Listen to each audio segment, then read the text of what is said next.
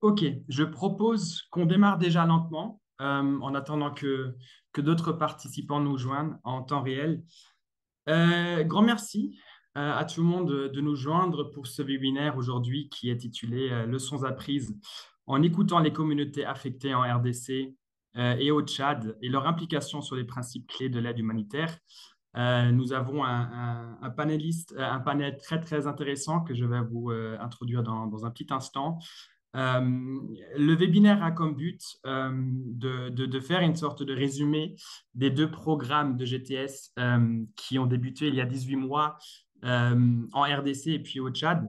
Et donc, ces projets avaient comme but du coup d'écouter, d'être à l'écoute des personnes, des communautés affectées des crises dans les deux contextes, comprendre leurs préoccupations principales et leurs priorités. L'idée, c'est donc de partager quelques leçons apprises et du coup aussi faire le lien de ces leçons apprises avec un débat en cours au niveau global qui concerne la réforme du système humanitaire en général. Je vous invite à poser des questions dans le chat. Vous devrez tous avoir la possibilité de poser vos questions. N'hésitez pas aussi à peut-être vous présenter d'une façon rapide, donc juste peut-être la fonction que vous exercez contemporainement et puis aussi de quel pays vous nous rejoignez, ce serait intéressant à voir. On a avec nous aussi collègue Elisa Schmidt qui va du coup modérer le chat et du coup aussi faire remonter les questions que vous avez et qu'on pourra du coup poser au panel. Voilà là-dessus. Donc, peut-être que du coup, je passe euh, aux panélistes qui nous joignent. On a quatre personnes, quatre humanitaires qui nous joignent pour cette discussion aujourd'hui. On a une fois du coup Audrey Hernandez, qui est la directrice pays de Concern Worldwide au Tchad depuis 2022. Elle est aussi en lead du forum des ONG internationales du Tchad depuis la même année. Audrey travaille dans le secteur du développement et de l'humanitaire depuis plus de 10 ans, que ce soit au Tchad, en RDC, en République centrafricaine et aussi au Congo-Brazzaville. Avec une formation en sciences politiques et en coopération internationale, Audrey possède une vaste expérience programmatique dans les domaines de l'agriculture, la protection et les urgences. Grand merci Audrey de trouver le temps pour nous joindre aujourd'hui. Ça fait plaisir. On a aussi avec nous Yves Badessiré, qui est donc un expert mille et responsable du département de recherche au sein de Victims Hope RDC, une organisation nationale humanitaire qui a son siège à Bukavu, à l'est de la RDC. Il va travailler avec de nombreuses organisations humanitaires, notamment avec ACDET, Mercy Corps et le Danish Refugee Council, avant du coup de cofonder l'agence Victims Hope RDC, une organisation du droit congolais qui offre des services d'évaluation, études et analyse, mais qui aussi exécute leur propre programme humanitaire en RDC. C'est d'ailleurs avec Victims Hope que GTS avait fait un partenariat de recherche pour les enquêtes de perception qu'on va vous présenter aussi aujourd'hui. Yves était aussi membre de l'équipe de recherche pour une étude qualitative pour la fameuse publication L'état du système humanitaire en 2022, qui est publiée chaque année par INAP. Yves, grand merci de nous joindre aujourd'hui. On a aussi avec nous Karine Wendt, qui est Senior Researcher and Evaluator, donc chercheuse et évaluatrice principale chez HERE Geneva, un think tank humanitaire qui est basé à Genève. Karine a plus de 12 ans d'expérience en matière de recherche et évaluation dans les environnements humanitaires complexes, y compris en RCA, le Mali, Irak, Yémen et aussi Myanmar. Elle a réalisé des études thématiques sur les principes humanitaires, la redevabilité, la protection, ainsi que des évaluations pour des agences des nations et aussi des organisations non gouvernementales et des bailleurs. Plus récemment, Karine a travaillé sur l'évaluation interagences de la réponse collective dans le nord de l'Éthiopie, qui avait été mandaté par le IASC, donc le Comité permanent interorganisation. Et je crois que cette publication devrait sortir, j'espère du moins dans les semaines à venir. J'ai hâte de la lire. Grand merci, Karine, de nous joindre aujourd'hui. Et enfin, on est aussi joint par Charles-Antoine Hoffman, qui a débuté son parcours humanitaire il y a près de 30 ans au sein de MSF, avant de rejoindre diverses organisations, tant au sein du système des Nations Unies qu'à l'extérieur, par exemple Oxfam et aussi la Croix-Rouge. Il a également exercé en tant que conseiller consultant pour le World Humanitarian Summit, donc le sommet humanitaire mondial en 2016, un événement clé dans la réforme du secteur humanitaire, notamment pour le thème abordé aujourd'hui, visant du coup à promouvoir une approche plus inclusive et participative en impliquant les communautés touchées par les crises humanitaires. Depuis maintenant plus de 7 ans, Charles-Antoine est responsable de la section AAP au sein de l'UNICEF et donc a aussi été très souvent notre point focal pour les programmes GTS, comme celle-ci, comme ceux-ci au Tchad et en RDC. Charles-Antoine, grand merci de nous joindre aussi aujourd'hui. Et du coup, si vous le permettez, Charles-Antoine, je vous laisserai aussi la parole pour peut-être parler aussi de l'intention derrière ces types de projets que UNICEF mène souvent, par exemple avec GTS. C'est de moi? Oui, c'était Oui, moi. d'accord. Ouais, je ne savais pas s'il y avait encore des points. Non, c'est un grand plaisir d'être avec mes collègues sur ce webinaire. Je ne vais pas prendre trop de temps car je pense que chacun est très intéressé à parler des résultats plutôt que de m'écouter parler. Mais juste pour dire que tout d'abord, on est extrêmement satisfait de cette collaboration qu'on a eue. J'espère qu'on pourra la poursuivre dans le temps. Je pense que c'est important que ces efforts puissent perdurer et que ce ne soit pas seulement sur une période limitée. Mais en tout cas, jusqu'à présent, une collaboration très fructueuse. Je veux aussi souligner, c'est important de le dire, que c'est grâce à un financement du Bureau des affaires humanitaires du gouvernement américain qu'on a aussi pu mettre en place cette collaboration qui a eu lieu, comme chacun le sait, je pense, avec le sujet du webinaire au Tchad et en RDC. On a aussi d'autres exemples de collaboration très fructueuses. Donc pour nous, c'est important de voir ça dans son ensemble aussi et d'encourager ça le plus que l'on peut auprès de nos collègues dans les bureaux pays pour considérer ces approches. Et j'ai moi-même été récemment en RDC pour une visite des programmes de l'UNICEF. Et c'est intéressant de voir que les résultats, effectivement, qui ont été fournis résonnent et ont été utilisés, en tout cas, dans nos propres réflexions. Donc, c'est pour moi un signal que ce type d'approche est tout à fait pertinent. Je m'arrêterai là, je ne veux pas prendre plus de temps pour le moment. Grand merci, Charles-Antoine, pour ces réflexions. Grand merci aussi pour ce partenariat. Euh, et donc, voilà, aussi en conscient du temps, l'idée était de démarrer ce webinaire avec une courte présentation qui reflète un peu sur les leçons apprises. Euh, pour cela, on a préparé une petite présentation brève qui durera pas plus de 10 minutes. Je vais juste partager mon écran, donnez-moi une seconde. Voilà, donc si je ne me trompe pas, vous devrez tous pouvoir voir mon écran à ce moment-là. Donc, comme je le disais, l'idée n'était vraiment pas de présenter en détail les résultats. On n'aura pas le temps pour cela, on est déjà un peu en retard. Et donc, ce que je vais proposer, Elisa, peut-être que tu pourras juste ajouter dans le chat les liens vers les rapports principaux où ces résultats sont présentés en plus de détails. Euh, mais donc, un récapitulatif rapide. Le projet avait débuté en octobre 2022 pour les deux pays. Le focus géographique est toujours aussi aligné avec les priorités humanitaires dans les pays. Et donc, les partenaires clés, et puis Charles-Antoine l'avait mentionné, c'était USAID BHA, le bailleur de fonds, et puis UNICEF comme partenaire stratégie. En RDC, donc, on avait ce partenariat essentiel avec Victim Soap.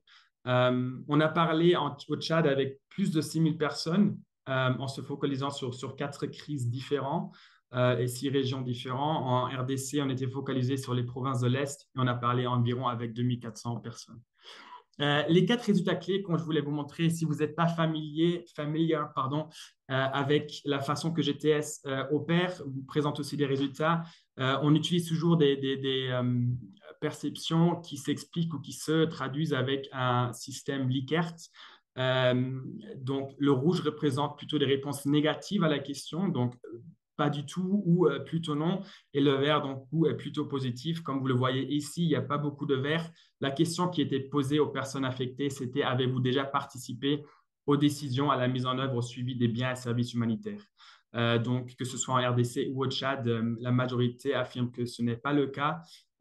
Donc voilà, ça pose un peu des questions sur l'implication des communautés pour un système qui essaie d'être plus centré sur leur perception.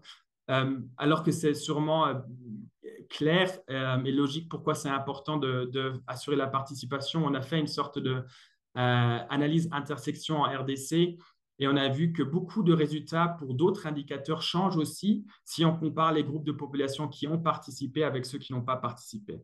On a pris deux exemples maintenant qu'on trouvait pertinents. Vous voyez que ceux qui ont participé, donc c'est la deuxième barre, la barre en dessous de l'autre, qui présente les résultats des personnes qui ont participé, qui ont une perception bien plus positive sur, quand il en va sur l'équité, donc est-ce que les biens et les services humanitaires sont fournis de façon juste, et aussi ce qui concerne la couverture de leurs besoins essentiels. Lorsqu'une personne a pu participer, a peut-être aussi été impliquée dans la prise de décision, apparemment l'aide était plus efficace. Euh, voilà, et donc on a aussi la question, le deuxième résultat clé qui touche sur l'équité.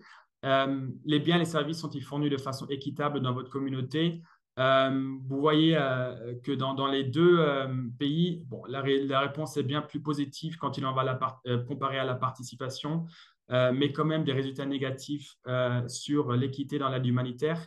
Et on a comparé cela avec les réponses qu'on a reçues à la question sur euh, la couverture des besoins les plus importants. Est-ce que les biens et les services vont-ils à ceux qui en ont le plus besoin? Pardon. Donc, le ciblage plutôt. Et là aussi, vous voyez que il y a un nombre de personnes qui ne pensent que ce n'est pas le cas. Et donc, on s'est posé la question, alors à quel point, vu que ces deux résultats sont similaires, à quel point l'équité touche aussi sur l'impartialité, touche sur le ciblage des personnes qui en ont plus besoin. On va y retourner dans un petit instant. Le résultat clé numéro 3 fait un peu allusion à la distance ou à la proximité des acteurs humanitaires dans ces communautés. On a posé la question à RDC, comment est-ce que vous préférez partager une suggestion ou alors vos préoccupations? Et vous voyez que la majorité préfère un face-à-face avec un acteur humanitaire, alors que dans la réalité, lorsqu'on leur pose la question, comment est-ce que vous avez pu partager vos suggestions? Vous voyez que c'est un peu le mécanisme classique des boîtes à suggestions qui est cité le plus souvent. Euh, Au Tchad, on avait posé la question comment préférez-vous obtenir des informations? Et donc, pour tous les quatre crises différents qui ont lieu au Tchad, il y a une préférence pour le personnel humanitaire. Voilà, je m'excuse pour un peu d'être assez rapide là-dessus. On pourrait revenir plus tard. Dans les deux contextes, résultat numéro 4, l'aide ne permet pas de faire des plans à long terme ou de devenir autonome. Donc, une nouvelle fois, vous voyez beaucoup de rouge, donc beaucoup de personnes qui ont répondu avec plutôt non ou pas du tout à la question pensez-vous que les biens dans votre communauté vous aident à élaborer des plans à long terme? Résultat similaire à la question qu'est-ce qui vous serait, pardon, est-ce que l'aide vous a servi à devenir plus autonome? Donc, un peu la conclusion, c'est que dans ces deux crises prolongées, les personnes n'ont pas la perception que l'aide les aide à faire des plans à long terme ou devenir autonomes. Euh, on pourra revenir aussi là-dessus dans un instant. Voilà. Je termine avec le lien vers les principes humanitaires, mentionné au début aussi dans le titre de webinaire. Euh, donc, en explorant ces résultats, on a posé des questions sur le principe de l'impartialité. Aujourd'hui, l'application du principe en vue des crises écologiques, des ressources limitées et les besoins croissants est repensée. Il y a des débats qui ont lieu là-dessus. Et donc, nous, ce qu'on a posé la question, à quel point est-ce que ce principe doit être élargi avec la notion de l'équité? En RDC, une préférence courante parmi les personnes que nous avons interrogées est que l'aide soit fournie à tout le monde, plutôt que de tenter de sélectionner ceux qui en ont le plus besoin. On est conscient que c'est difficile avec des ressources limitées. L'idée, c'est d'avoir une approche plus holistique et inclusive dans la fourniture de l'aide qui offre une assistance à l'ensemble de la communauté. Au Tchad, surtout au Tchad, mais aussi en RDC, les gens nous disaient qu'ils ne connaissent pas les critères de ciblage ou qu'ils ne comprennent pas pourquoi quelqu'un a reçu de l'aide et une autre personne n'en a pas reçu. Il semble que ces critères ne sont pas communiqués ou diffusés d'une façon systématique, ce qui entraîne aussi très souvent des conflits communautaires. Donc, l'idée, en fait, c'est que le programme d'aide équitable ne rend pas nécessairement ou n'est pas nécessairement en conflit avec une aide impartiale, mais peut-être que l'impartialité devrait plutôt être perçue comme un résultat du ciblage plutôt qu'un préalable, un critère de référence. Euh, voilà, je passe au principe d'humanité. Là, la question, c'était euh, à quel point est-ce que l'humanité est des fois aussi oubliée quand on touche sur l'opération des principes humanitaires. On a l'impression que très souvent, c'est un peu compris comme un élément quantitatif, donc essayer d'aider le plus vite, le plus de personnes. Et donc, ce que nous, on entend en fait quand on parle aux personnes, c'est que la qualité est primordiale, que les personnes se plaignent des distances envers le personnel humanitaire et que très souvent, ils ont l'impression voilà, qu'il y a une sorte de approche standardisée qui ne prend pas vraiment en compte le contexte ni les priorités, mais qui essaie vraiment d'être rapide pour passer à un autre contexte. Donc, la question que nous, on a posée, est-ce qu'il y a une action humanitaire guidée par le principe de l'humanité 2.0 se définit moins par la quantité de communautés atteintes, mais plutôt la qualité de l'intervention au sein des communautés en priorisant une aide qui favorise la planification à long terme en travaillant en partenariat avec la communauté, mais aussi avec d'autres acteurs pertinents pour améliorer la situation, donc le fameux Nexus, en étant présente sur le terrain et en promouvant une perception équitable au sein de ces communautés. Voilà, je m'arrête là pour lancer en fait un peu le cœur de ce webinaire et donc pour vraiment entrer dans un dialogue avec nos chers panélistes. Yves, si la connexion nous le permet, je me permettrai de peut-être poser la première question à vous. Donc, je l'avais mentionné dans l'introduction, vous êtes membre de l'équipe de Victim Soap en RDC. Vos programmes ont toujours un engagement communautaire assez approché et vous étiez du coup aussi partenaire pour les enquêtes de perception de GTS. Qu'est-ce que vous avez constaté dans vos programmes en RDC, mais aussi peut-être dans les enquêtes de GTS? Est-ce que vous pouvez peut-être nous donner un peu plus de détails là-dessus? Merci beaucoup, Tim, et bonjour à tout le monde. Donc, euh, disons, pour essayer d'apporter des éléments de réponse à la question qui a été évoquée par Tim, hein, il faut bien reconnaître que durant un peu notre expérience sur le terrain, mais également à travers les différentes recherches que nous avons menées ou dans lesquelles nous avons participé, pour ce qui est de l'expression de la communauté, c'est que, en tout cas, toutes les communautés qui sont affectées, bien sûr, par les crises humanitaires dans la région est de la RDC, ont toujours manifesté, montré, se sont toujours pleins de l'air, disons, mécontentement de ce que la population appelle faible implication dans la prise de décision par les acteurs humanitaires. Comme Tim l'a dit, quel que soit, disons, de la façon dont les gens sont sélectionnés, comment la quantité de l'aide est définie pour définir telle raison ou telle région est touchée ou ciblée par l'assistance. Donc, ce sont des questions en fait qui tourmentent toujours les bénéficiaires. Quand tu vas, par exemple, l'année passée, on a été à Beni, par exemple, où un quartier, disons, de Mbaou est touché par l'assistance, alors qu'un autre quartier qui, selon eux, estime a été dans la même situation de crise, mais n'a pas été assisté par les acteurs humanitaires. Et du coup, ce sont l'une des questions que les gens qui sont affectés par les crises se posent toujours.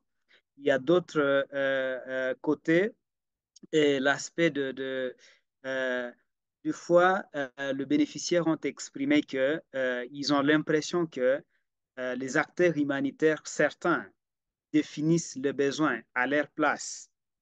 Donc, il y a des projets qui viennent, sont déjà concis, sont déjà définis, sans vraiment connaître du fond des besoins réels de ces communautés-là. Et les projets viennent pour être exécutés. C'est comme ça que tu peux arriver dans des communautés où l'aide humanitaire, par exemple, est vendue. Les gens ont perçu telle assistance et tu peux voir que si les champs, si les sites de distribution, il y a même des commerçants qui sont en train d'attendre l'aide si les sites, parce que ce n'est pas vraiment le besoin de cette population-là à ces moments-là. Il y a aussi des autres qui sont là et qui ont dit, mais vous nous donnez par exemple de moustiquaires. alors qu'il y a beaucoup d'autres organisations qui passent chaque année et nous donnent le moustiquaire. Donc, vous comprenez que il y a cette contrainte, il y a cette expression qui est ressortie, qui est ressentie au niveau de personnes qui sont affectées par les crises. Et par exemple, il y a une maman qui s'est exprimée au Nord Kivu a dit il vaudrait mieux que les acteurs humanitaires consultent les membres de la communauté locale lorsqu'ils mettent l'assistance en place afin d'éviter de semer les troubles. Parce qu'il y a aussi l'aspect que, comme Tim l'a dit, euh, il y a des principes, bien sûr, mais la communauté s'est dit, pour moi, si tu m'assistes et tu n'assistes pas mon voisin, tu m'exposes à ces voisins-là qui n'ont pas été assistés parce que après, ça devient, disons, des mésententes, des conflits que cet apport vient créer entre les deux personnes qui jadis vivaient en paix et étaient peut-être même de membres d'une famille. Et donc, voilà. Et les résultats de GTS l'ont également soutenu en disant, en montrant que 10% de personnes que nous avions interviewées en Ituri, au Nord Kivu, au Sud Kivu, ont démontré qu'ils ont accepté d'avoir participé aux décisions, à la mise en œuvre et au suivi des activités de services humanitaires. C'est-à-dire qu'environ 90% semblent dire être exclus dans la prise de décision. Oui, donc il y a également un élément qu'il faut reconnaître. Il y a, quand on a essayé aussi de comprendre du côté des humanitaires, ils disent, mais oui, nous mettons en place, disons, le MGP, le mécanisme de gestion des plaintes.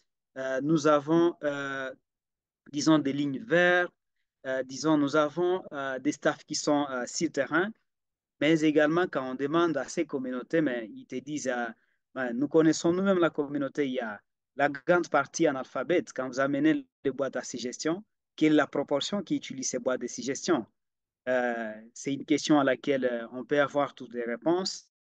Il y a des numéros, des lignes, disons, des numéros verts, mais quand on regarde la proportion qui a un téléphone ou la couverture en RDC des réseaux téléphoniques, c'est une grande limite. Et du coup, on s'aperçoit que on a bien sûr, les humanitaires ont fait des efforts pour mettre les moyens en place, pour communiquer, pour atteindre le bénéficiaire, mais l'adaptativité de ces moyens pose encore une limite pour s'assurer que les humanitaires, disons, sont accédés par les bénéficiaires parce qu'on les connaît que la plupart des temps, les humanitaires n'ont pas de bureau exactement là où l'assistance se passe, n'ont pas de staff permanent là où l'assistance se passe. Donc, ils passent un temps et après, il y a aussi les relais communautaires, par exemple. Il y a des personnes tierces qui sont là pour relayer l'information, mais après, dans le contexte de la RDC, il y a par exemple là où on a vu du côté Grand Nord, tu ne peux pas désigner par exemple si un membre de la communauté est affecté ou est partie prenante. Si tu désignes que cette personne, par exemple, est la personne responsable d'un acte, ça devient un objet de représailles, par exemple. Ou aussi à la confiance. La confiance, tu ne sais pas te fier à une personne parce que cette personne-là va relayer l'information selon maintenant son gré. Donc, je pense que mes 3 minutes sont épuisées. Donc, merci beaucoup.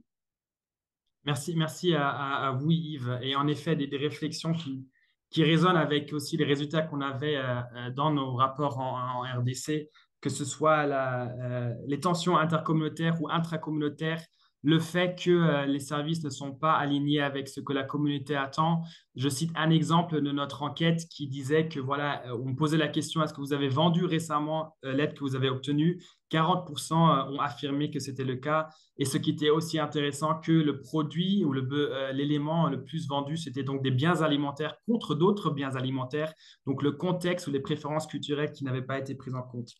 Je prends aussi note de la manque apparemment de la proximité des communautaires, mais aussi la manque de coordination entre les ONG pour assurer que les services sont pertinents. Et donc peut-être que je me permets de passer à un autre contexte, donc le contexte de Tchad. Audrey, en vous posant la question, quels sont les défis spécifiques du contexte de la crise au Tchad?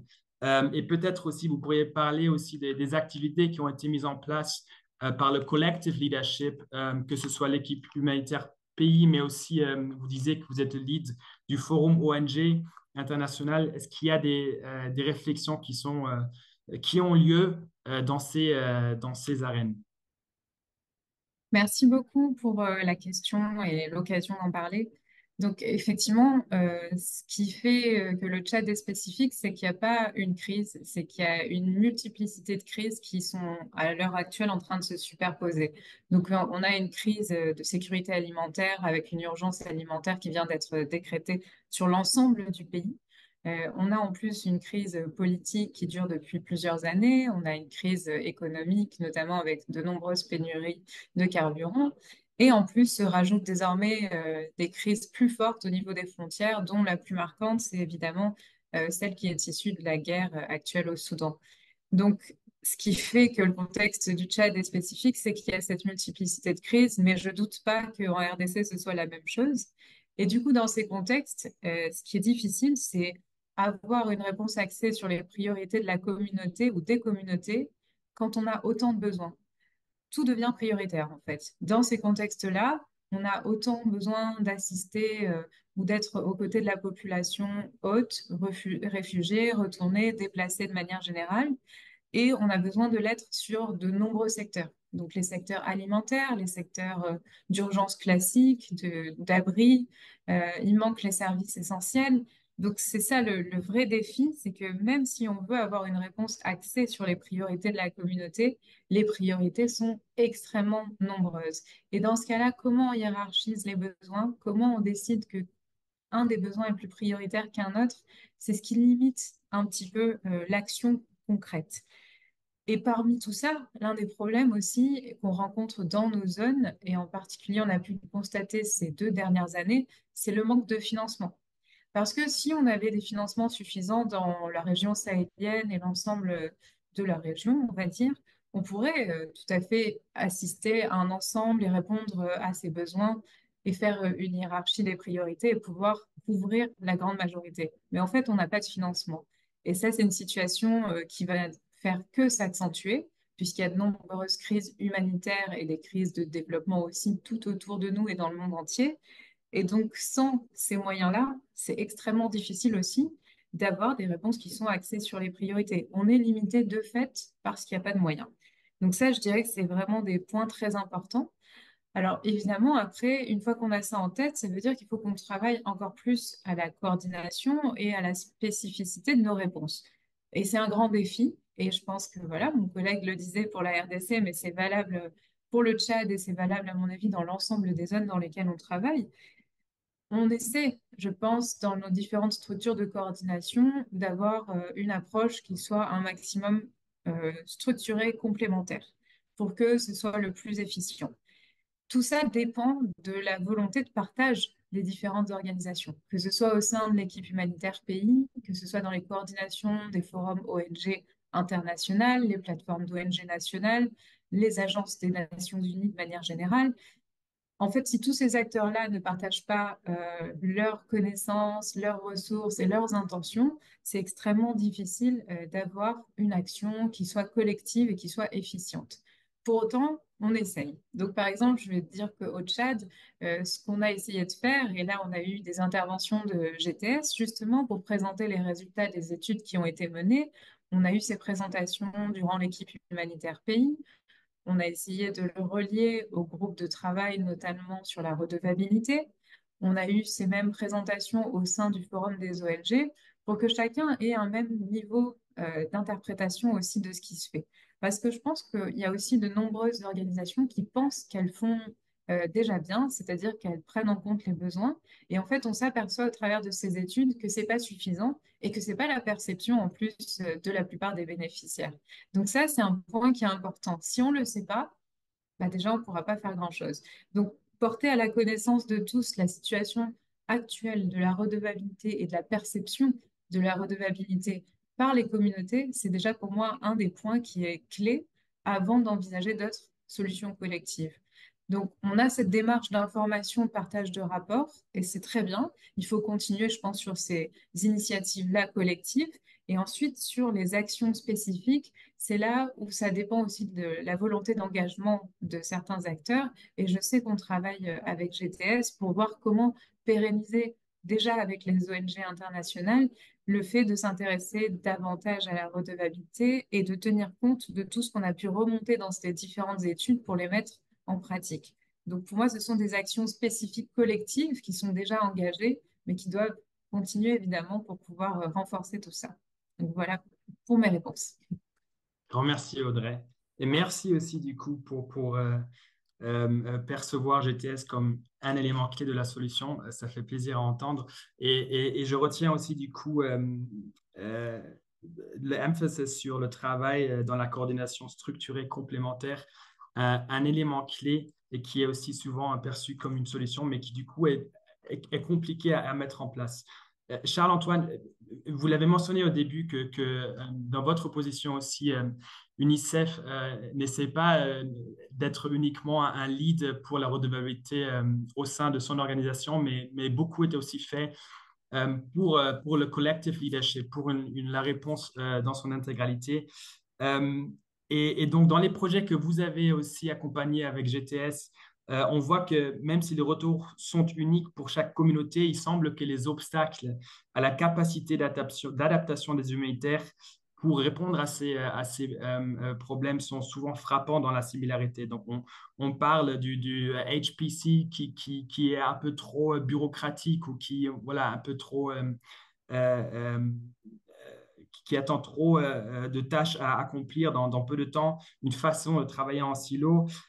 Bref, tout ça pour dire qu'est-ce qu'il faut changer au niveau mondial pour modifier les résultats au niveau local. Je sais que c'est une question qui est facilement posée, mais difficile à être répondue.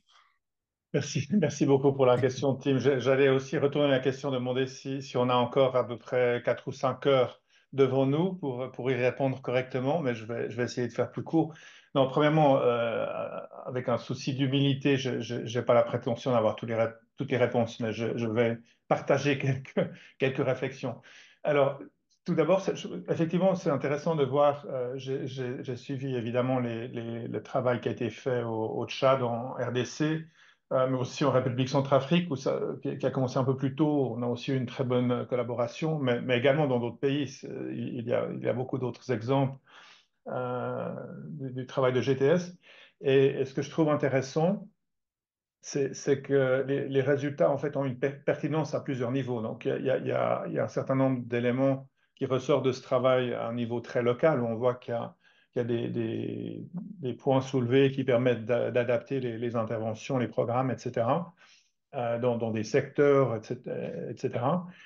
Au niveau pays également, en tout cas, l'intention est clairement de faire ce travail pour influencer collectivement le bureau humanitaire pays.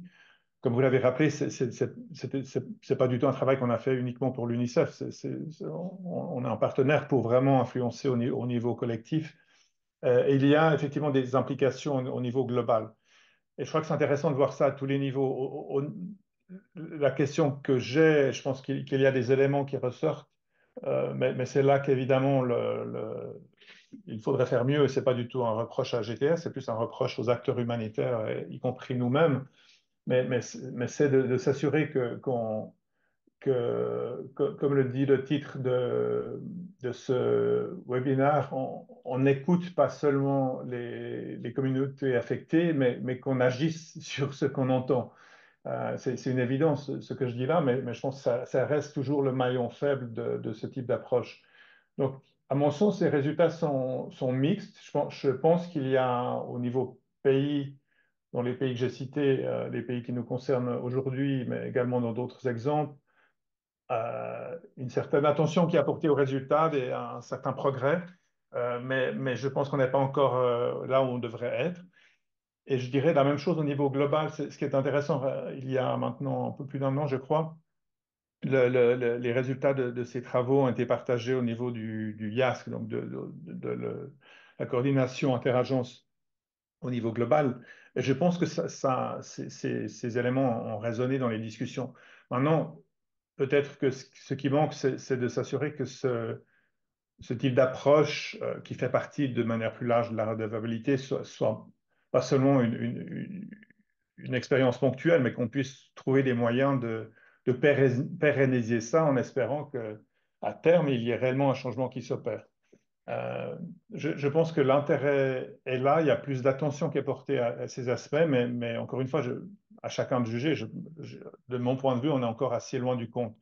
Euh, donc, comment pérenniser ces approches? C'est intéressant aussi, c'est de voir que le coût reste extrêmement faible. Je fais un calcul très, très approximatif par rapport au financement total dans les contextes dont on parle. Je pense qu'on arrive largement en dessous de 0,1% probablement encore 10 fois moins que l'investissement total qui est fait. Donc, je pense que le rapport qualité-prix est indéniable. Euh, donc voilà, pour moi, une des questions, c'est continuons cet effort pour qu'on puisse à terme arriver à des résultats concrets. Maintenant, au niveau global, peut-être qu'il y a des points qui ressortent effectivement de ces enquêtes. Dans la question, vous parlez des processus, HPC, etc.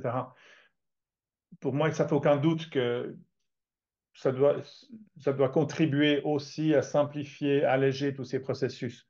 Je pense que le secteur est devenu extrêmement rigide, inutilement complexe, et il y a un travail à faire là-dessus. Je pense que dans la volonté de réforme qui était évoquée au tout début de ce webinaire, je ne crois pas que les intentions initiales étaient d'arriver où on est actuellement. C'était d'améliorer le cycle de programme, c'était d'améliorer la manière d'analyser les besoins, mais c'est devenu des industries en tant que telles. Donc, pour moi, il y a quelque chose là. Et je sais qu'il y a des réflexions qui ont lieu au sein d'Otcha et d'autres partenaires pour alléger ces processus. Je ne pense pas que ça va répondre à tous les problèmes auxquels on fait face, mais pour moi, c'est un élément important et qui était dans la question. Il y a aussi cet aspect qui me semble intéressant en termes de standardisation versus contextualisation. Et je pense que je vois aussi un risque. Pour moi, c'est une question de trouver le bon équilibre. Je crois que tous les efforts de réforme, encore une fois, jusqu'à présent, allaient dans le sens de plus de prédictabilité, je ne sais pas si on dit ça en français, d'être plus prévisible et plus rapide aussi dans les réponses. Peut-être que la balance comment dire, les efforts sont allés peut-être un peu trop dans ce sens-là, et pour moi, il y a un équilibre à retrouver. Et je dirais le dernier point qui est essentiel aussi, quand on parle de redevabilité, ce travail est au cœur du sujet, ces approches d'enquête de satisfaction, etc., le travail de GTS. Je pense on court parfois le risque de considérer ça comme un domaine technique en tant que tel. Évidemment, il y a des aspects techniques, on ne fait pas une enquête sans avoir les compétences pour le faire, et le travail, encore une fois, est tout à fait propre à ces critères. Mais ça va bien au-delà de ça. On ne fait pas de la redevabilité, on doit être redevable. Et je pense qu'il y a un très important élément qui est celui de l'engagement avec le leadership, avec ceux qui prennent des décisions, in fine. Ça rejoint le point sur les bureaux humanitaires pays, ça rejoint le point sur le IAS. Et je pense que ce qui est important, c'est aussi de s'assurer qu'on a vraiment un engagement à ce niveau-là. Ce qu'on voit, le travail que je fais moi-même au sein de l'UNICEF, une grande partie, c'est vraiment de s'engager avec les leaders de l'organisation pour leur aussi faire passer ce genre de message. Et je crois que là-dessus, si on parle entre nous-mêmes au sein de ceux qui ont un intérêt ou un travail qui touche à la redevabilité sans vraiment s'engager à ce niveau-là, on va probablement pas assez loin. Donc pour moi, c'est aussi un des points à souligner. Je m'arrêterai là pour l'instant. Merci beaucoup, Charles-Antoine. Beaucoup de points très intéressants qui permettent aussi la transition vers du coup, la discussion au niveau global, réforme et principes humanitaires. Vous avez mentionné la simplification, l'allègement de les structures et du processus, la standardisation versus la contextualisation, aussi très intéressant, qui touche un peu sur peut-être la quantité contre la qualité, un élément qu'on essaie aussi de ressortir, qui est ressorti dans nos résultats.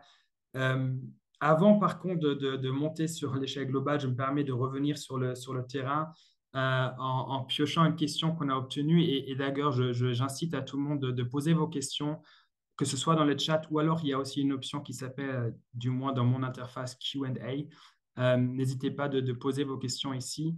On avait eu une question par Yannick Coudufio, qui du coup avait posé la question quand il va sur l'engagement communautaire dans les mécanismes de réponse humanitaire, et également l'utilisation de ces données par les acteurs humanitaires. Et ça touche un peu peut-être aussi sur une question que j'avais pour Audrey et pour Yves. Euh, les défis sur le terrain pour du coup euh, mettre en centre des efforts humanitaires les préférences des personnes affectées. Et je dis ça pourquoi? Parce que dans les mécanismes pardon, les mécanismes, les feedback mécanismes, très souvent les personnes nous expliquent qu'ils préfèrent un face-à-face, mais il est bien connu que ce sont plutôt les mécanismes, les sujets, pardon, les boîtes à suggestions qui sont le mécanisme qui est utilisé dans de nombreux contextes.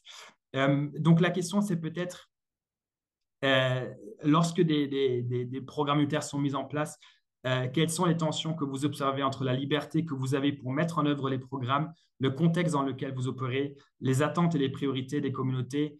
C'est facile en fait de dire c'est ça et ça qu'il faut changer, mais après peut-être les réalités sur le terrain sont un peu plus nuancées, un peu plus complexes. Audrey, si vous voulez peut-être débuter avec la réponse et puis on passera le micro à Yves. Peut-être ça rejoint un peu ce que je disais tout à l'heure, c'est à quel point en fait on est en mesure de pouvoir capturer toutes ces priorités, ces challenges pour les différentes communautés. Ça, c'est le premier point qui est un peu limitant et qui fait partie de nos outils. Ça nous impose de nous questionner sur nos outils. On a des outils qui existent et comme vous venez de le dire, ça peut être les boîtes à plaintes, ça peut être les lignes vertes, etc. Mais dans quelle mesure est-ce qu'on arrive à utiliser ces outils à bon escient? Donc déjà, avant l'implémentation d'un programme, est-ce qu'on documente, est-ce qu'on utilise les leçons apprises des précédents? Est-ce que on regarde suffisamment ça? Je sais qu'il y a l'intention de le faire, mais dans la pratique, parfois on se retrouve à écrire des programmes très rapidement parce que c'est pour soumettre à un bailleur. Parfois on coupe certaines lignes parce que, il n'y a pas les financements. Donc dans quelle mesure est-ce qu'on utilise ce qu'on sait déjà pour pouvoir modifier ce qu'on est en train de faire? Ça, c'est une des premières limites quand on met en place ce type de système dans les programmes humanitaires. Et nos outils en eux-mêmes, ils sont aussi une forme de limitation. Parce que pour pouvoir savoir ce que les communautés pensent, il y a différentes contraintes, et je pense que Yves en mentionnera d'autres. Mais déjà, rien que le face-à-face, effectivement, n'est pas toujours possible pour des questions de langage, pour des questions d'accès communautaire. Donc ça, c'est déjà collecter l'information sur le terrain est déjà un challenge. Mais je vais laisser Yves plus développer cette partie-là sur les questions d'accès. Et un autre des points qu'on oublie de dire, c'est qu'on est tous en train souvent de mettre en place des ciblages communautaires. Je donne l'exemple du ciblage, mais dans la plupart de nos programmes, que ce soit de la réponse rapide ou que ce soit des programmes de développement, on se dit, c'est la communauté qui sait elle-même mieux définir ses besoins. Alors, il y a une limite qu'on a posée tout à l'heure, c'est la connaissance et la compréhension des critères. Ça, c'est déjà un élément sur lequel il faut travailler et renforcer notre manière de communiquer et de, on va dire, de simplifier les critères. Déjà, ça, c'est un des premiers points. Et parfois, nos critères en tant qu'organisation ne sont pas les mêmes que ceux de la communauté et sont difficilement explicables auprès de la communauté. Donc, il y a déjà un point sur ça. Et dans nos mécanismes de ciblage communautaire, souvent on recommande de passer par les leaders ou les représentants. Donc représentants des jeunes, représentants des femmes, des réfugiés, etc. Et on oublie qu'en faisant ça, en fait, peut-être que là encore, on limite la connaissance de la communauté. Parce que ces leaders-là, peut-être qu'ils sont impartiaux, peut-être qu'ils ne le sont pas, peut-être qu'ils sont équitables, peut-être qu'ils ne le sont pas. Donc déjà, en faisant ce système-là, est-ce qu'on n'est pas nous-mêmes en train de limiter l'accès à la communauté tout en croyant bien faire parce qu'on se dit ce sont des représentants. Mais qui a choisi ces représentants? Est-ce que ces représentants sont dans des groupes qui sont inclusifs? Et tout ça, on n'a pas forcément de le questionner, on n'a pas le temps de le questionner quand on est en train de faire le programme. Et parfois, si on le questionne, on peut aussi se mettre dans une posture qui va nous empêcher ensuite d'être dans la zone d'intervention. Donc pour moi, c'est un peu ces limites-là déjà. Et je pense que Yves pourra me compléter sur les plus axés, les questions plus logistiques.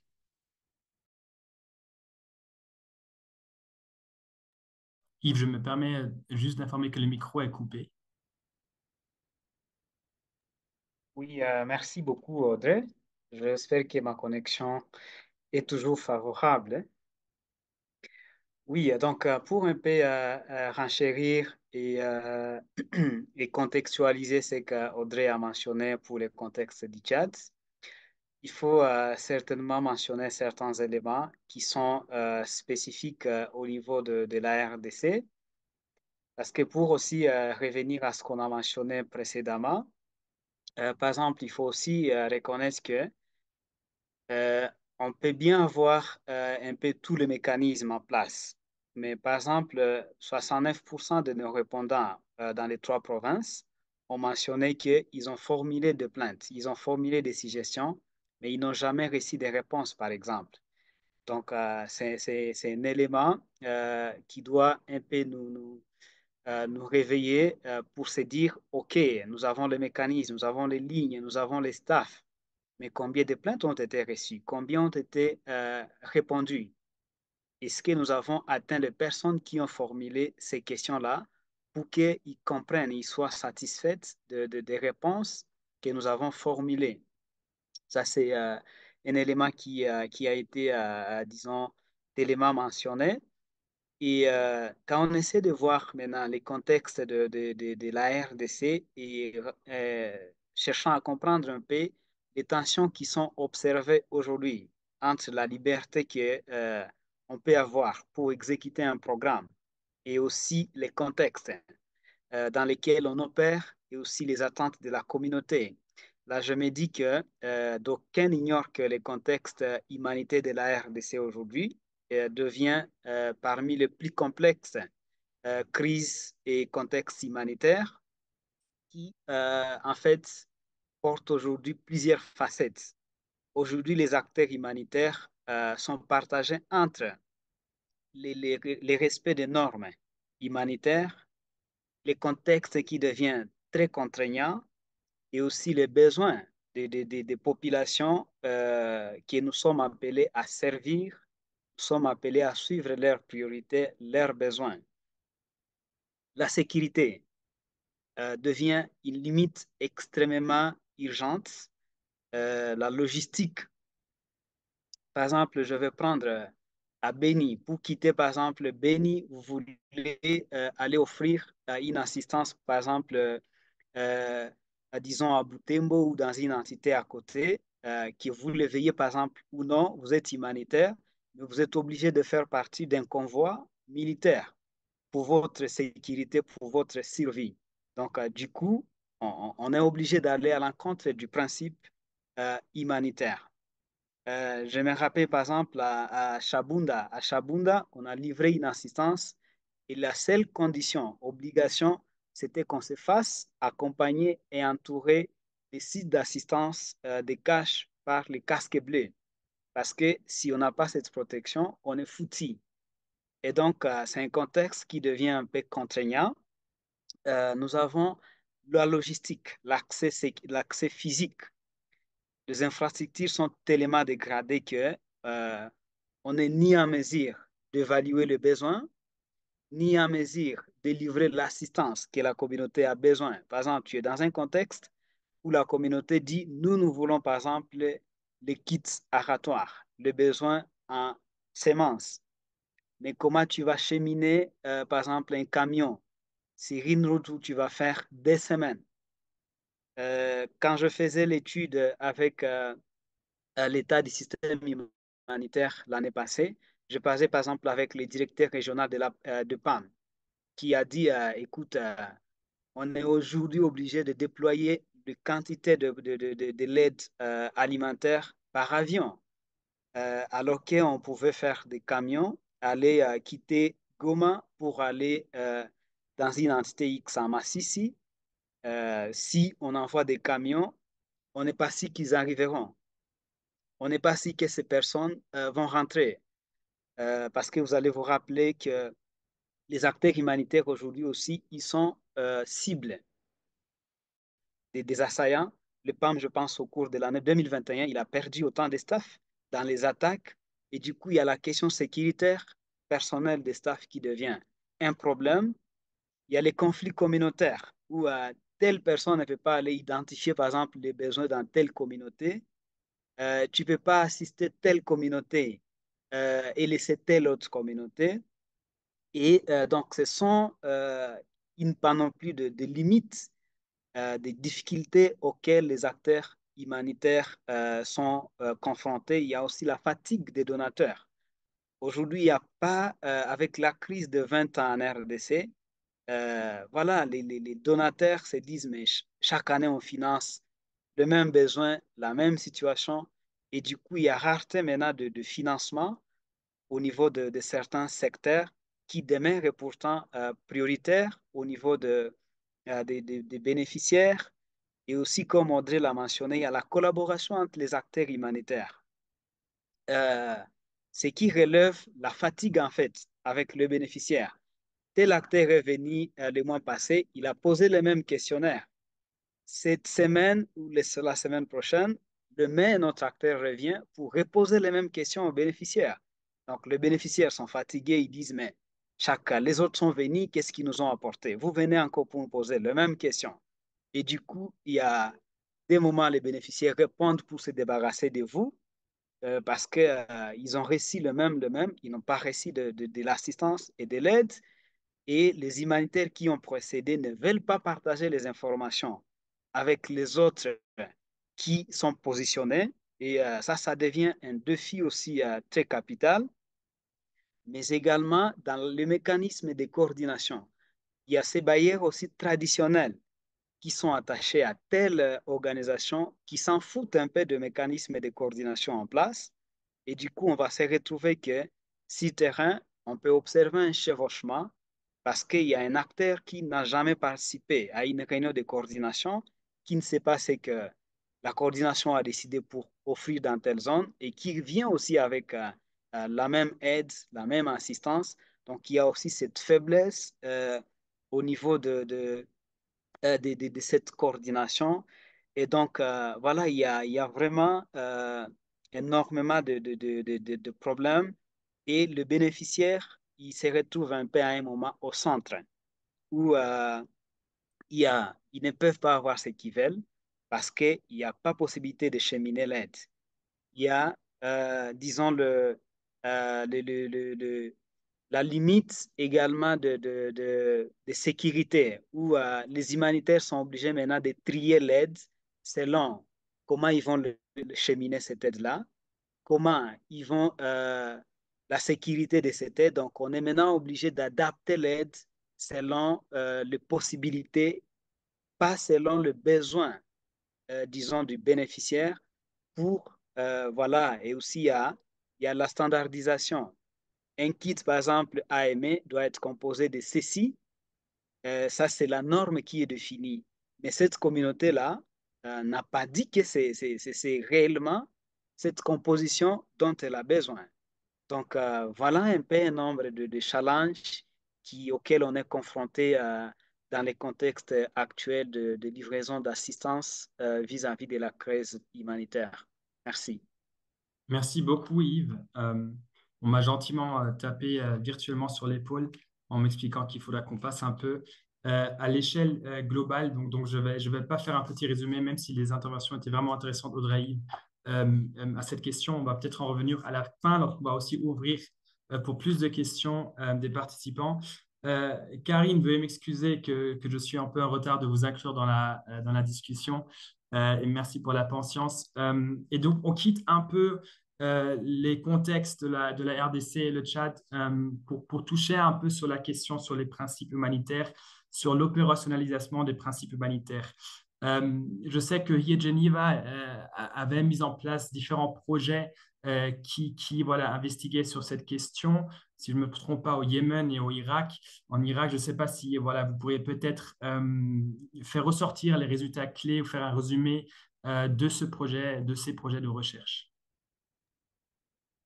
Bonjour, merci Tim pour ces questions, puis merci aussi de m'inclure sur ce panel. Ça a déjà été très intéressant d'écouter mes collègues qui ont déjà évoqué plein de choses qui sont effectivement le même genre de choses que nous avons vues dans d'autres contextes.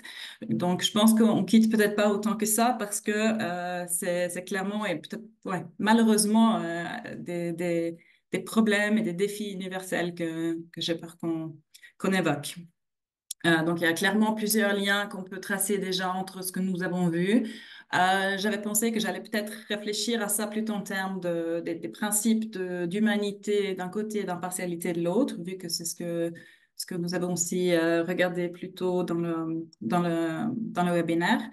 Et peut-être premièrement, pensant au principe d'humanité, la chose qui me venait vraiment à l'esprit aussi quand j'ai entendu les résultats du GTS, c'est ce qu'on avait vu au Yémen et l'importance de la question de proximité versus présence et le fait que l'un n'équivaut pas forcément l'autre quand on met en œuvre un travail humanitaire en suivant le principe d'humanité. Là, au Yémen, on a clairement vu que c'était le manque de proximité avec les communautés touchées qui était un obstacle majeur à une programmation humanitaire fondée sur les principes. Et quand on regardait la carte, on voyait que les organisations humanitaires diverses étaient bien représentées dans les centres opérationnels majeurs. Donc, la présence sur le papier y était. Mais en parlant avec les populations affectées, on a bien compris qu'ils voyaient des logos, ils voyaient des voitures, mais ils ne voyaient pas forcément les humanitaires eux-mêmes, ils ne voyaient pas forcément l'aide directe.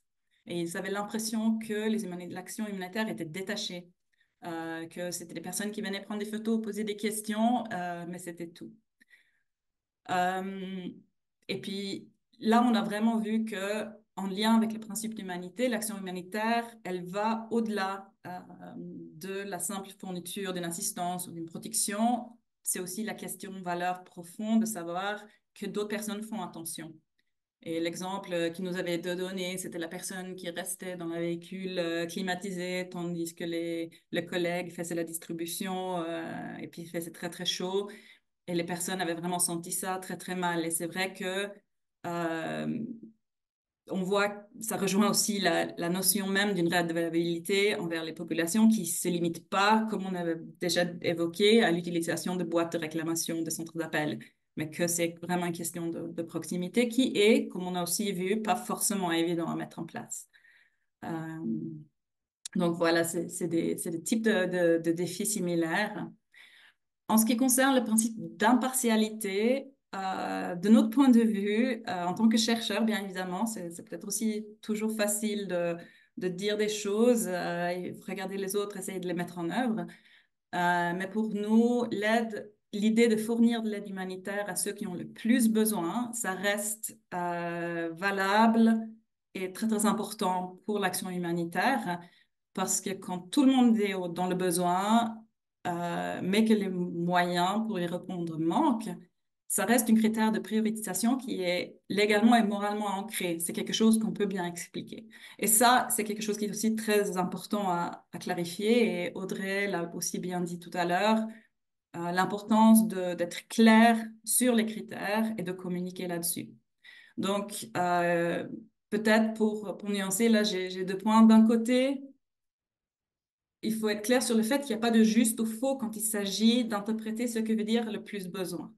Est-ce qu'il s'agit d'un certain type de besoin? Est-ce que c'est un endroit spécifique dans un pays qui est hard to reach et là, on peut s'attendre à ce qu'il y ait le plus de besoins? Est-ce que c'est un groupe de personnes spécifiques qui ont le plus besoin? Est-ce que plus vulnérable est la même chose que quelqu'un qui est plus dans le besoin? Donc, toutes ces questions-là, elles sont complètement justes, disons, et comme j'ai dit, il n'y a pas de juste ou faux. Et ce qui est important, c'est d'être clair sur le fait que euh, on doit faire des interprétations différentes. Enfin, les organisations, les acteurs font des interprétations différentes, mais ce qui est important, c'est que tout le monde est au clair des interprétations les uns des autres. Et ça, il s'agit d'un côté entre les organisations eux-mêmes, que les interprétations qu'une organisation humanitaire fait sur comment opérationnaliser les principes, que eux, ils savent que leur interprétation, elle peut avoir des impacts sur les interprétations des autres, le travail des autres, maintenant et dans le futur. Et du coup, c'est important de savoir ce que font les autres. Et c'est aussi très, très important, comme on a vu, et il y a le problème évoqué par Yves tout à l'heure, et l'impression qu'ont les communautés, que les organisations définissent leurs problèmes à leur aval. Enfin, c'est très important aussi d'expliquer que nous, on est là pour répondre à tel problème que nous avons vu, parce qu'on interprète ceux qui ont le plus besoin selon ces critères-là. Et là, il y a aussi quelque chose qu'on a vu manquer très souvent, c'est que c'est, je crois qu'on n'a pas vu dans tous les contextes que nous, on a cherché, les organisations qu'on a regardées, on n'a jamais vu quelqu'un qui disait que oui, après on retourne, après avoir fait un assessment, après avoir regardé qui c'est qui va recevoir de l'aide, on n'est pas retourné expliquer à ceux qui n'en ont pas reçu pourquoi ils n'en ont pas reçu. Et ça, c'est souvent quelque chose qui tombe un peu à côté. C'est clair, il y a énormément de travail à faire. C'est pas évident aussi de garder la trace. Mais c'est souvent quelque chose qu'on voit que les personnes, ils savent pas pourquoi ils n'ont pas reçu, tandis que le voisin, il a reçu quelque chose, ou tandis que de la part d'une autre organisation, il y a d'autres personnes qui ont reçu, qui semblent avoir l'air d'être dans le même type de besoin. Donc, c'est un petit peu ce que je peux dire là. Malheureusement, pas des solutions claires et nettes, mais l'importance de vraiment communiquer, d'être clair et de partager aussi comme Audrey, Yves et aussi Charles-Antoine ont dit tout à l'heure, clairement partager sur ce qu'on interprète, sur les données qu'on a, sur les assessments qu'on a, pour vraiment aussi vérifier que c'est pas juste question de venir poser des questions, repartir ou pas. Après ça s'aboutit pas en fait. Un grand merci, Karine, pour ces réflexions. Comme information, ma collègue Elisa a partagé du coup le rapport de Hiet Geneva euh, auquel Karine faisait référence sur le Yémen dans le chat, donc n'hésitez pas aussi à y accéder. Beaucoup de réflexions intéressantes, un plaidoyer fort pour le principe d'impartialité et donc aussi quand même la différence entre proximité et présence, ce que je trouvais très intéressant. Et peut-être, Charles-Antoine, je me permets de vous inclure dans la boucle sur cet élément proximité et présence et aussi le point que vous avez mentionné à la fin, Karine, le manque de temps pour retourner et puis expliquer aux personnes pourquoi ils n'ont pas été ciblés et non.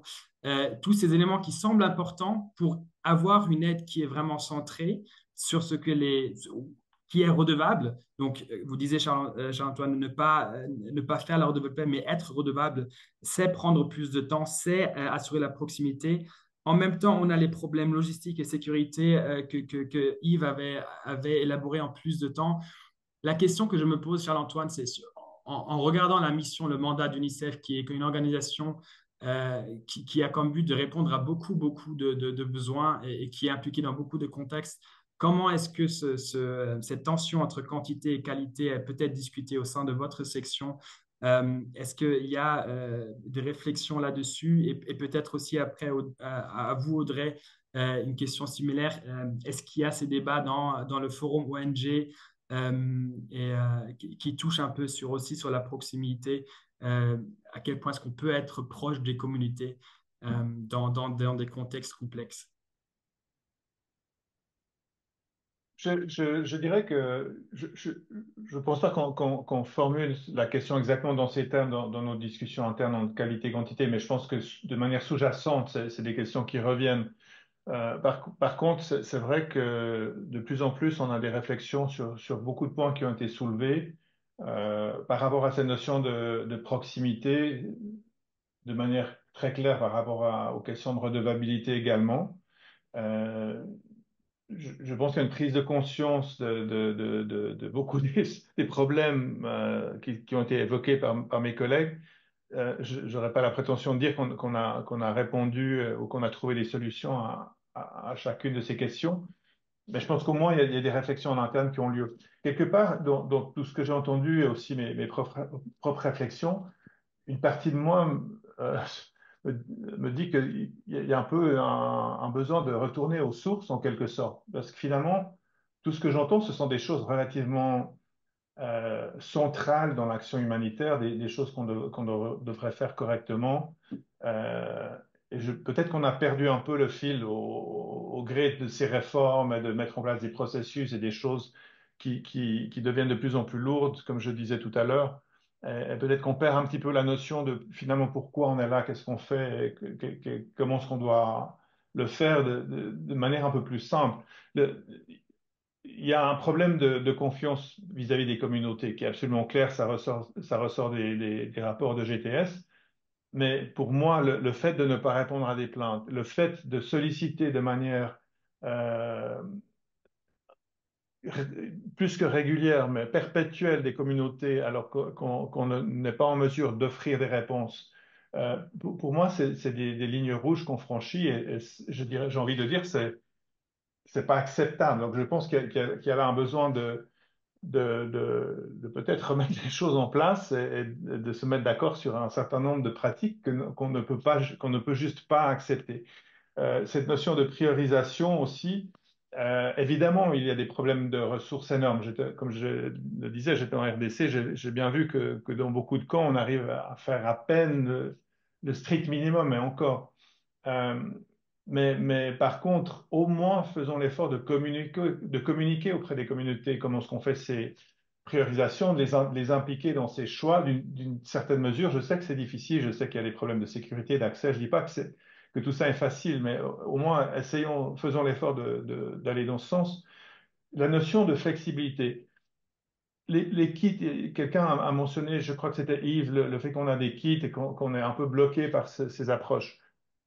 Il est écrit nulle part que ces kits qui sont là pour vraiment des situations de première urgence, pour répondre rapidement à des situations d'urgence, ne peuvent pas être adaptés, les programmes ne peuvent pas évoluer. On a souvent tendance à dire que les bailleurs de fonds ne sont pas flexibles, mais est-ce qu'on va vraiment leur parler, leur dire que la situation évolue, qu'on veut que ce soit faire des achats locaux, adapter les programmes, etc. Donc on a parfois tendance à se mettre dans des modes de pensée qui sont un peu figés alors encore une fois, les mécanismes qu'on a sont là pour nous aider, mais on doit aussi pouvoir les adapter. Donc, il y a aussi des réflexions qui ont lieu là autour de ça. Je pense que l'attitude de chacun, cet exemple d'Audrey par rapport aux véhicules climatisés, assurons-nous qu'on soit très clair sur l'attitude à avoir quand on se déplace dans un camp déplacé, quand on va visiter des communautés. Pour moi, c'est du bon sens. Donc, je pense qu'encore une fois, il y a cet élément qui me saute un peu aux yeux de retour aux sources, de peut-être revenir à des principes un peu fondamentaux, au-delà des principes humanitaires qui sont évidemment très importants, mais je pense de manière plus générale, euh, il y a des signaux un peu alarmants quand on entend parler de ces attitudes ou de ces problèmes. Donc, je pense que ce n'est pas seulement une question de changer le système à tout prix, mais c'est aussi peut-être d'avoir ce type de réflexion, tout simplement. Merci, Charles-Antoine. Audrey, je ne sais pas si vous voulez compléter les réflexions de Oui, Charles-Antoine. juste en quelques mots, et moi je me méfierais de la notion de bon sens parce que malheureusement, tout le monde n'a pas le même. Et c'est là où on voit que ça peut créer des petits soucis. Mais juste ouais, revenir sur les questions de proximité, de présence, etc., tous ces questionnements. Euh, c'est difficile, effectivement, dans les contextes d'urgence, et je pense que la crise du Soudan est un très bon exemple d'intervention où il fallait urgemment répondre à un besoin. Et il y a eu toute cette démarche de plein d'acteurs qui sont allés sur le terrain et qui ont appliqué les standards qu'ils connaissaient, donc les kits dont on parle, quels qu'ils soient, et qui n'étaient pas adaptés aux préférences des communautés mais qui était la seule chose qui était débloquable dans ce temps rapide. Et c'est seulement après où il y a eu cette première vague d'intervention d'urgence où on s'est questionné par rapport à nos postes distribution monitoring. Tiens, est-ce que vraiment on a fait quelque chose qui répondait aux priorités? Et en même temps, il y avait cette pression humanitaire, cette pression des bailleurs à intervenir.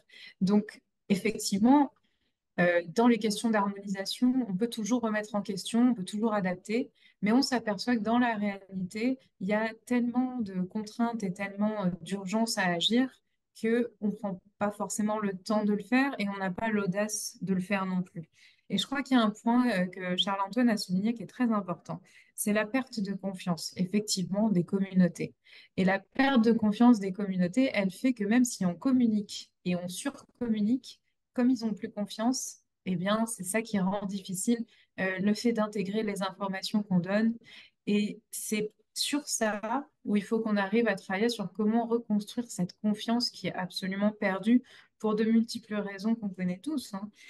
Mais voilà, au travers de la fatigue de l'information, puisqu'effectivement, on est tous en train de redemander les mêmes informations, en particulier dans les contextes d'urgence, où chaque organisation vient faire sa propre évaluation, alors qu'il y a déjà toute une somme de ressources qui est disponible, plus en plus la perte de confiance, c'est ça qui crée pour moi les limites actuelles et vraiment les défis mais qui sont discutés, hein. C'est juste qu'on a du mal à trouver comment concrètement, après la prise de conscience, il y a une action qui est faisable.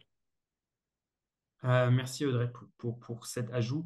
Euh, je me permets aussi d'ajouter qu'on avait en effet aussi posé la question, juste parce que vous l'avez mentionné André, en RDC sur le manque de confiance et quelles sont les raisons principaux. Et donc, une réponse qui était venue très souvent concernant les fausses promesses qui étaient faites. Et donc, ça ne veut pas dire nécessairement que ce sont vraiment qu'ils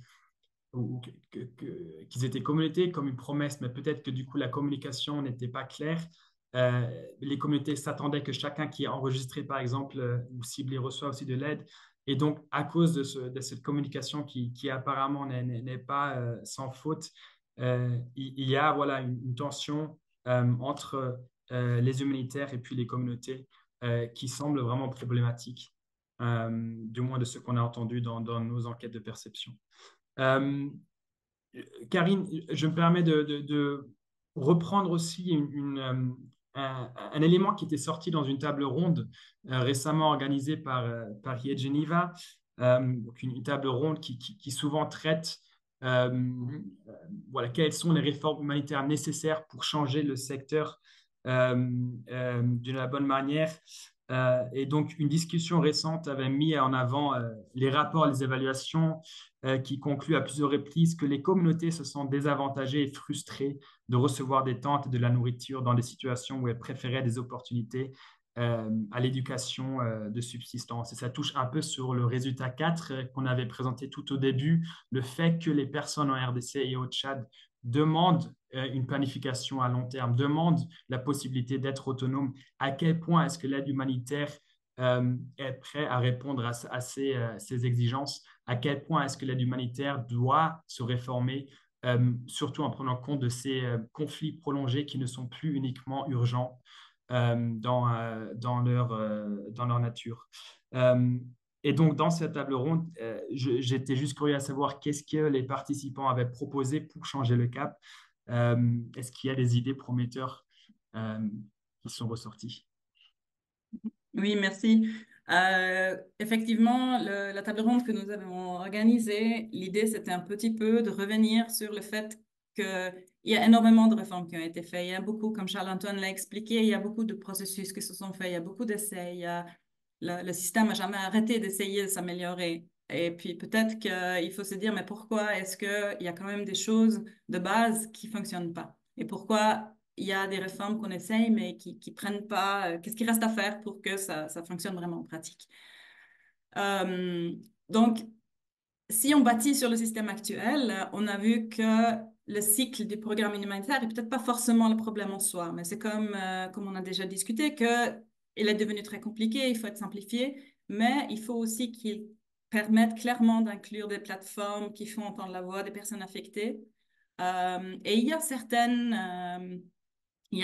idées qui se sont mises en place, qui sont en train de se faire. Je pense que vous avez tous entendu parler du projet phare de Flagship Initiative du ERC, qui conçoit un processus de prise de décision qui est plus proche des populations affectées. Il y a aussi des idées autour de la coordination de proximité, Area-Based Coordination, qui se présente comme un concept qui permet une plus grande flexibilité des approches contextualisées qui se concentrent sur une certaine zone au sein d'un pays ou une région. Et on peut lier ces deux processus et aller dans le sens d'un leadership qui est plus localisé, décentralisé, qui fait contribuer à faire progresser la mise en œuvre des engagements tels que la redevabilité envers les personnes affectées.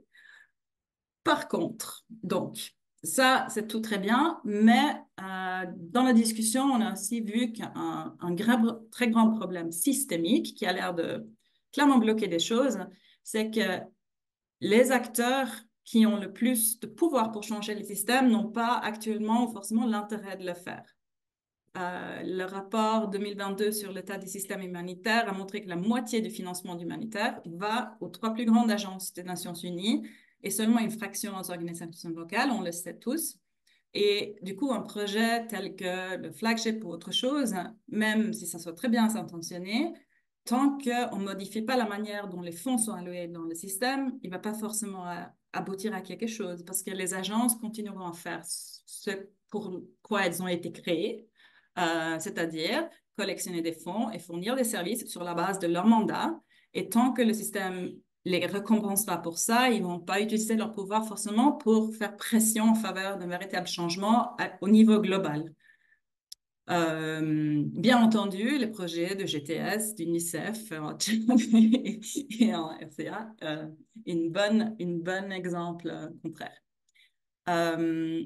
Donc, un peu pour dire que la redevabilité envers les personnes affectées, actuellement, elle devient rapidement négociable quand les humanitaires ils commencent à collecter des fonds et pour faire décoller leur programme.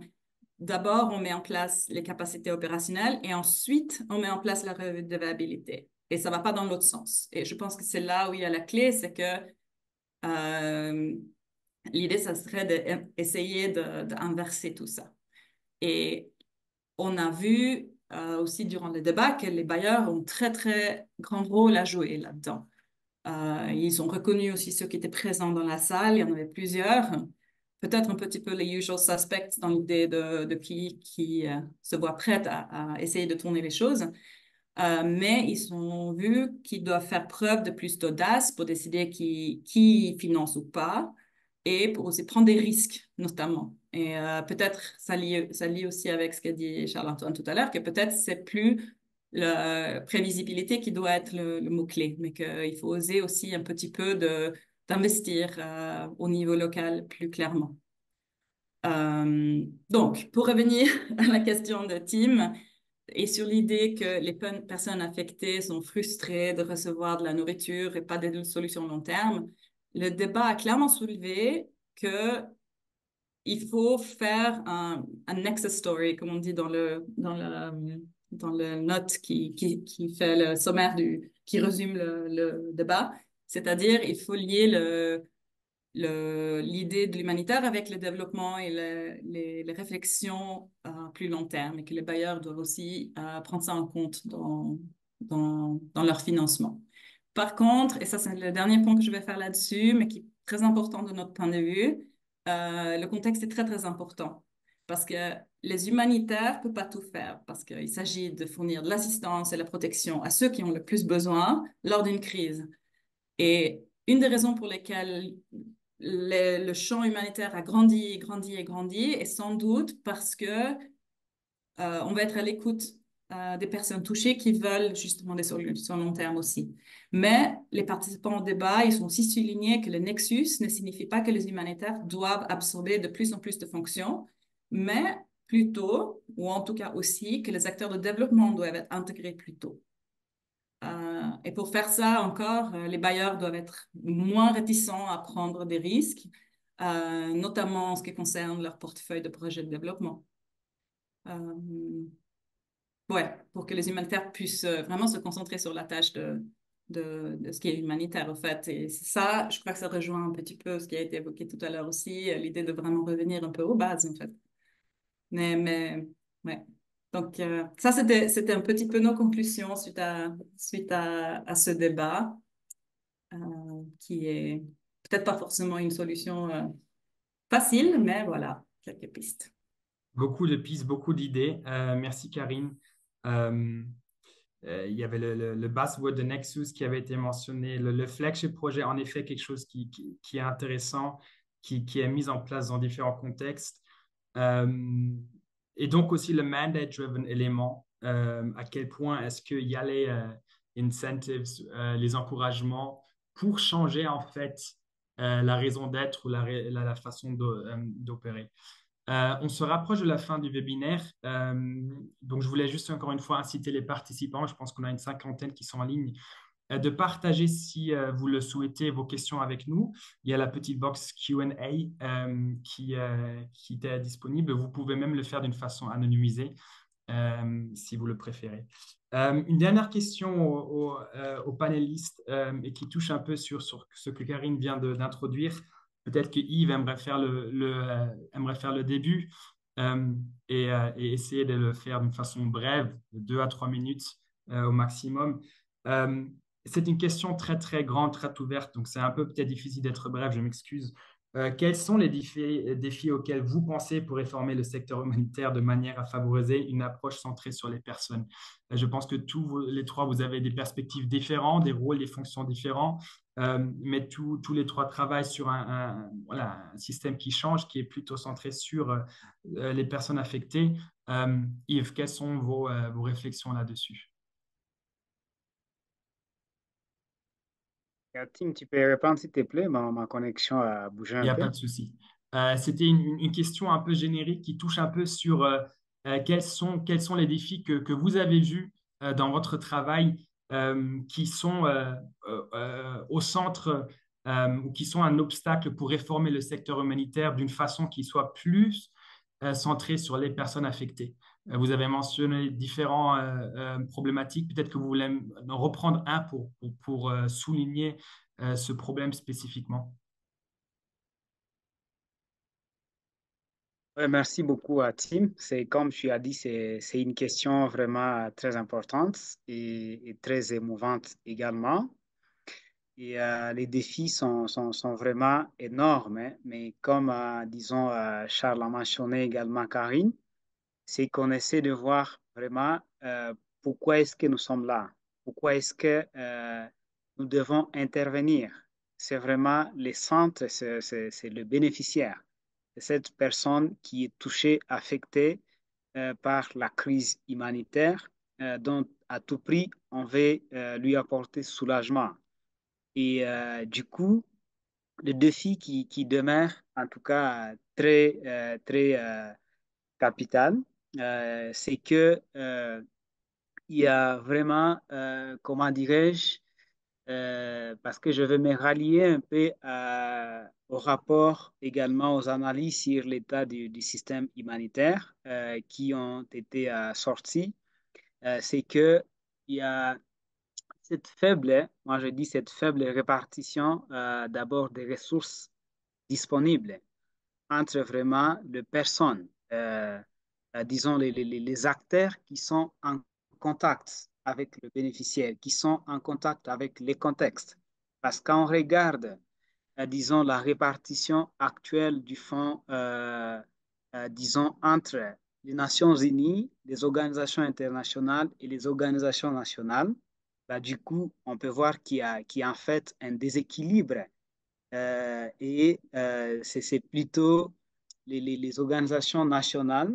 Et quand on voit l'intermédiaire, l'international, ils ont accès à, je pense, si je me rappelle bien, c'était moins de 20% de fonds ou à peu près 20% qui étaient accessibles à cette catégorie, alors qu'en principe, ce sont, disons, ces personnes-là, ces acteurs qui sont en contact et qui peuvent facilement, parce qu'on le sait bien, disons, le fonds qui peuvent être déployés par une assistance par une organisation nationale ou internationale serait différent avec une organisation des Nations Unies, par exemple, parce que les logistiques, les exigences, voilà, les protocoles, tout ça, c'est vraiment différent. Donc, c'est l'un des défis que moi, je peux mentionner. Il y a C'est aussi, super. ouais, Excusez-moi, Yves, de vous interrompre, je suis vraiment navré, mais merci, fonction du temps, il faut que je vous coupe. Mais le point de d'accord. déséquilibre est bien noté. Je passe la parole à Charles-Antoine peut-être, et puis on pourra compléter avec Audrey euh, votre perspective là-dessus, sur la question générique, pardon, sur la réforme nécessaire dans le secteur humanitaire. Oui, il y a de multiples aspects. J'en ai évoqué beaucoup déjà précédemment. Je ne vais pas revenir sur tous les points, mais je pense qu'il y a des éléments que j'ai déjà soulevés. Je pense qu'il y a peut-être qu'il ne faut pas regarder seulement sous l'angle de la redevabilité en tant que telle, mais il y a aussi tous les je dirais, les efforts, en tout cas dans une certaine mesure, mais aussi les engagements pris par rapport à la notion de localisation. Et ce qui est assez intéressant, je pense, dans le cas à la fois de la redevabilité et de la localisation, c'est qu'il y a, malgré toutes les limites qu'on a évoquées, malgré tous les enjeux, et peut-être aussi je ne sais pas si on dit en français l'éléphant dans la salle, mais en tout cas, ces enjeux aussi liés au rapport de force, au financement, etc. Mais je dirais que malgré tout ça, avec de mon propre point de vue et d'expérience ces dernières années, je pense qu'il y a malgré tout une réalisation que ces problèmes doivent être réglés, ou sinon réglés, en tout cas considérés avec beaucoup plus de sérieux. Et les engagements qui ont été pris par rapport à ça sont relativement clairs et pris sérieusement, je dirais, y compris par le leadership d'une multitude d'organisations, y compris celles où je travaille. Donc pour moi, je dirais, il y a peut-être une lueur d'espoir, même plus que ça, j'espère, par rapport au fait que ces engagements existent. Si vous lisez le texte de l'engagement par rapport à la redevabilité des principaux, enfin des chefs, on va dire, d'agence du IAF, les termes utilisés sont extrêmement forts. Et donc je pense que c'est aussi une question de tenir redevable le leadership de ces organisations par rapport à leurs propres engagements. Et je pense que c'est aussi un travail qu'on peut faire. Ça revient au point que je faisais tout à l'heure. Parce qu'en fait, je pense que les paramètres sont là, les difficultés évidemment aussi, mais pour moi, c'est vraiment une question d'aussi continuellement pousser pour la mise en œuvre, pour le fait de prendre ces engagements au sérieux. Et de plus en plus, il y a des exemples concrets, des choses qui se font. Donc, c'est un peu le verre à moitié vide, à moitié plein, je dirais, de ma perspective en ce moment. Je n'ai pas de réponse définitive en termes de où ça va aller, mais je pense qu'il y a en tout cas des éléments qui sont là maintenant, qui n'étaient pas là il y a quelques années, où même ce type de discussion n'aurait pas nécessairement été basé sur des aspects réels. Et je reviendrai sur ce flagship, le projet.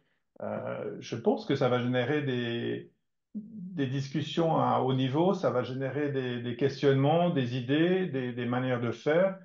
Donc, quelque part, les choses se mettent en route. Ça va certainement pas aussi vite qu'on le souhaiterait, mais je pense qu'on peut rester positif malgré tout. Est-ce qu'on parle d'une réforme ou on parle simplement d'ajustement la question est encore dehors, mais en tout cas, les choses bougent un peu, en tout cas. Merci Charles-Antoine. Donc, la redevabilité non seulement envers les personnes affectées, mais aussi du leadership envers les engagements pris. C'est bien noté. Audrey, à vous la parole.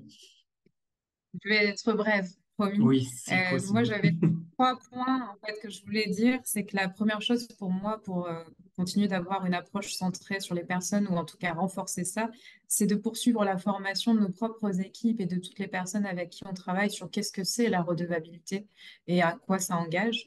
Et il faut faire ce même travail de sensibilisation aussi dans les communautés auprès desquelles on travaille. Ça, c'est essentiel et ça doit jamais s'arrêter parce qu'on voit que c'est jamais vraiment intégré. Le deuxième point, on en a parlé, c'est la transparence. Et la transparence, donc, dans la communication. Mais la communication, pas seulement envers les bénéficiaires, mais la communication entre nous. Donc, nous, au sens large de tous ceux qui sont engagés dans la coordination, de partager nos ressources, de partager nos informations pour mieux s'harmoniser sur ce qu'on fait. Je pense que c'est un point essentiel. Et effectivement, le troisième point, c'est que, à mon avis, et on a mentionné le Nexus, effectivement, parce qu'on ne peut plus penser tout ce qui est développement sans penser à action humanitaire et vice-versa, et sans penser à la cohabitation pacifique. Et ça, c'est un très beau mot, comme la localisation, et je crois qu'effectivement, comme Charles-Antoine le dit, c'est les engagements et la mise en œuvre de ces engagements qui peuvent changer les choses. Sinon, c'est des concepts qui vont rester tels quels, mais si on ne les met pas en pratique, on n'avancera pas sur ces approches qui doivent changer effectivement. Excellent. Grand merci Audrey pour la pertinence et aussi la breveté de vos réponses. On est déjà un peu au-delà de l'horaire fixé. Donc, on vient à la fin du webinaire. Navré de ne pas pouvoir avoir répondu aux questions dans le chat. Désolé pour cela. Mais un grand merci à notre panel. C'était vraiment, vraiment intéressant de suivre cette discussion qui touchait sur tous les niveaux, que ce soit le niveau vraiment communautaire, quels sont les défis pour être redevable au niveau communautaire. Ça touche sur le problème de la communication, assurer du coup aussi d'avoir le temps pour vraiment collaborer avec les communautés. Ça touche sur le problème au niveau national de la coordination, à quel point est-ce qu'il y a vraiment une coordination entre toutes les différentes agences pour assurer qu'il y a une complémentarité entre les différentes activités. Ça touche aussi au niveau global, que ça va sur la simplification, allégation des structures en place, la question sur la standardisation contre la contextualisation, et donc beaucoup de réformes proposées à la fin aussi de ce webinaire qui seront intéressants à voir une fois mis en place. Euh, Grand merci encore une fois à Audrey, à Karine, à Charles-Antoine et à Yves. C'était un plaisir de vous écouter. Merci aussi aux personnes qui nous ont suivis en ligne. Il y aura un document qui va être publié, qui va faire un résumé des leçons apprises en RDC et au Tchad, qui va aussi essayer de prendre en compte les réflexions qui ont été faites au sein de ce webinaire. Il sera publié sur notre site web, je dirais, dans les semaines à venir, dans les jours à venir. On verra à quel point ce sera rapide. Et vous pourriez toujours nous contacter aussi s'il y a des questions par notre site web. Encore une fois, grand merci et une bonne journée. Merci. Merci beaucoup. Merci.